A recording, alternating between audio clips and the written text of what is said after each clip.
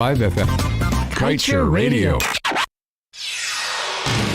This is the news on top of the hour. Live from our studio in Georgetown. Kaieteur Radio, 99.1 FM. Good day, my name is Amrita Koshal and this is your main newscast. In the headlines, Peru suspends oil companies' operations after disastrous oil spill. Guyana to have UAE and Saudi embassies this year, says Minister Todd. Prison escapee captured with foot cuffs still on, and thieves caught on camera robbing woman and student. Meanwhile, Budget 2022 raids and plunders oil fund, according to Member of Parliament Ford, and one dead, two swim to shore after boat capsizes. Stay tuned for more details. Nothing in life is free, but the MyDigiCell app is. You don't need to be on a data plan to use the app. You can conveniently chat with Ruby or an agent for help. Check your account balance, activate a Prime bundle, or gift it to a friend. Send credit. Check the Georgetown and Burpees Bridge schedules. Activate a roaming plan. Play Shake to Win for cool prizes. So don't worry about a data plan, buddy. Download the MyDigiCell app from the Google Play Store or the Apple App Store today. Digicel, better together.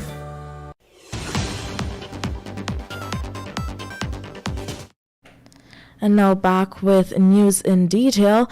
Guyana will this year be opening new embassies overseas, particularly in oil-producing states, United Arab Emirates, Saudi Arabia, and Morocco. This is according to Minister of Foreign Affairs and International Trade, Todd, as he gave the disclosure yesterday when parliamentarians met for the last day of the budget presentation aspect of the budgetary approval process for this year, and spoke to the head of state, President Irfan Ali's commitment to an ambitious international policy agenda.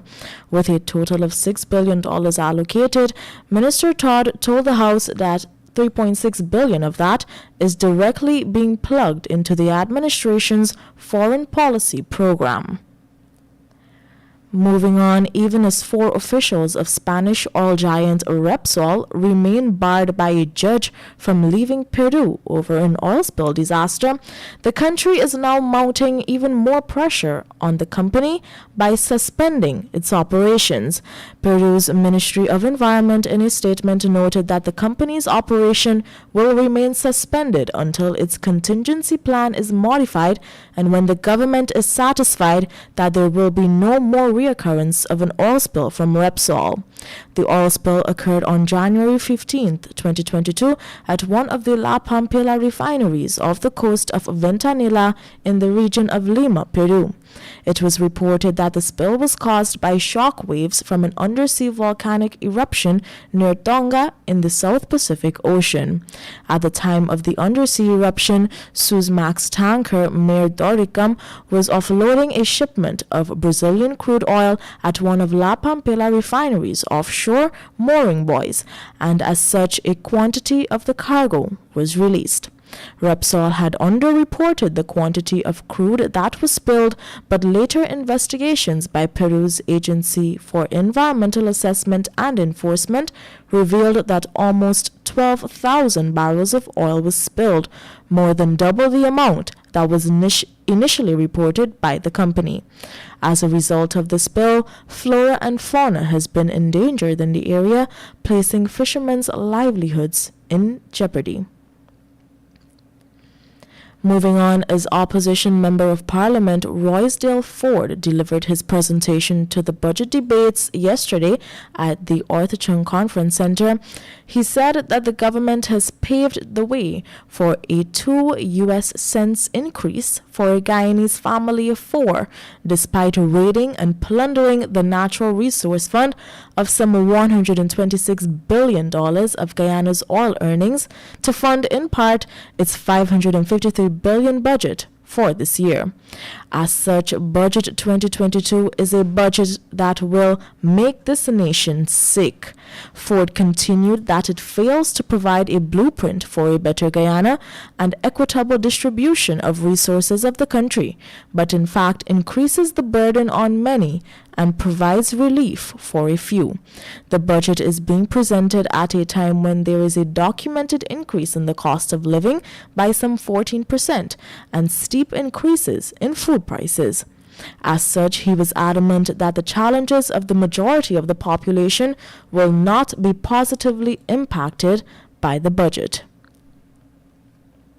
And in other stories, we now tell you Senior Minister with responsibility for finance Dr. Ashley Singh on Thursday announced that Brazilian firm Construtora Queiroz Galvão S.A. has received the CDB's no objection to build the $190 million Linden to Mabura Road. This road project, which is the largest ever to be approved by the bank, is just the first phase that will ultimately lead to a completed Linden to Lethem road link that will then complete an overland link to Brazil. The Ministry of Public Works estimated the project to cost some $34 million. The Ministry of Finance in a release noted that the company was determined as the most responsive bid, indicating full compliance with all environmental, social, health and safety requirements, and having no objection being issued by the CDB, the next step will be for the government to engage in negotiations and conclude a contract with the Brazilian company. Budget 2022, which was read last Wednesday by Dr. Singh, has allocated a sum of $6 billion for the construction of the Linden to Mabura Hill Road. Time check for you, 12 hours 8. We will return with more news for you shortly after the break.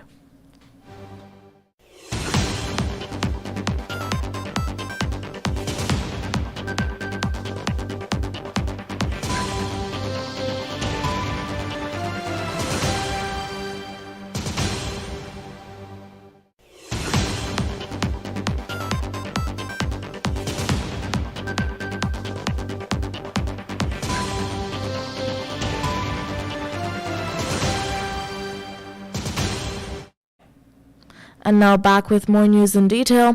Over the last few days, CCTV cameras have captured two brazen robberies across Georgetown, one along Carmichael Street in front of the Bishop's High School, where a grade 7 student was robbed of her money, and another at A Field Sophia, where a woman was robbed of her cell phone. Footage of both incidents surfaced on social media platforms and sparked the ire of citizens, especially those who conduct business in the city on a daily basis. Although Home Affairs Minister Robeson Ben recently boasted in Parliament during the 2022 budget debates that crime has decreased significantly since his government took office, it is quite evident that some citizens are still not safe while traversing some city streets. See more details in today's Kaieteur News. Moving on, police on Friday afternoon reportedly captured an escaped prisoner hiding in the backlands of Good Hope on the east coast of Demerara, with his foot shackles still on. The prisoner, identified as 18-year-old Kavin Singh, was an inmate at the Lusignan prison on remand for armed robbery and 2 counts of the illegal possession of ammunition and firearm. According to the Guyana Prison Service, Singh had escaped from a washroom inside the virtual court compound that was recently established at the Lusignan prison. And we now tell you that the body of Lekram Kuber, 54, was this morning recovered.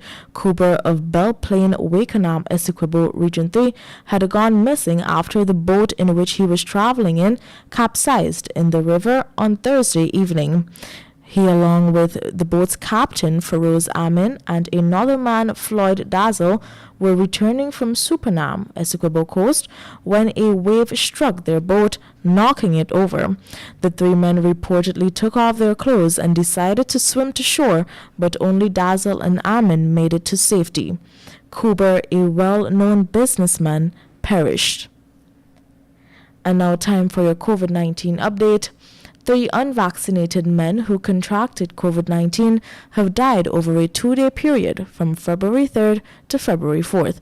The country's latest fatalities are that of a 61-year-old from Region 3, an 82-year-old, and a 71-year-old from Region 4.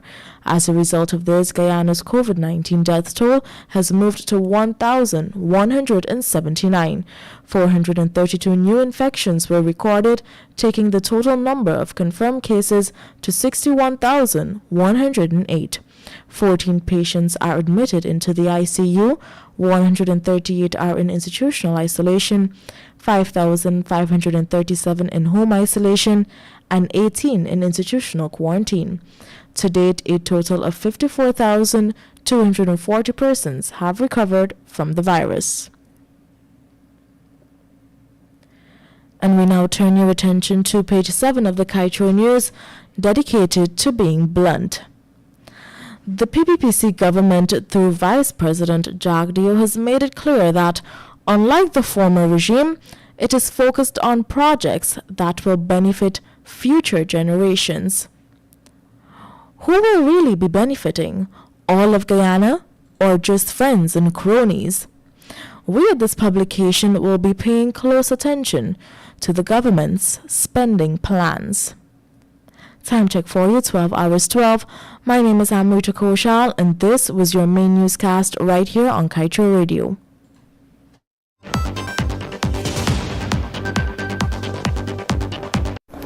Fellow citizen,